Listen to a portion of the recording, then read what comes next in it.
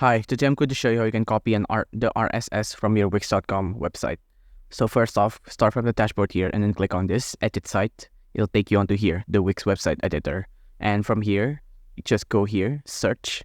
On search up RSS.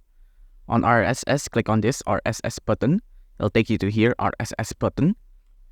From there, just click on this button here on the orange one. It doesn't have to be the orange one, but this orange one is the most obvious. Just drag and drop there somewhere in your site. I'm just going to put it here.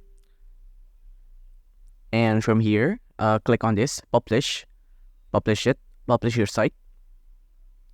And then view site. Wait for it to load. Once it's loaded, go to the page where you put the RSS button. It's going to be on image.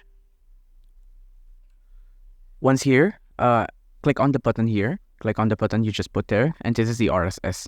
You can copy it here. You can copy the RSS from here.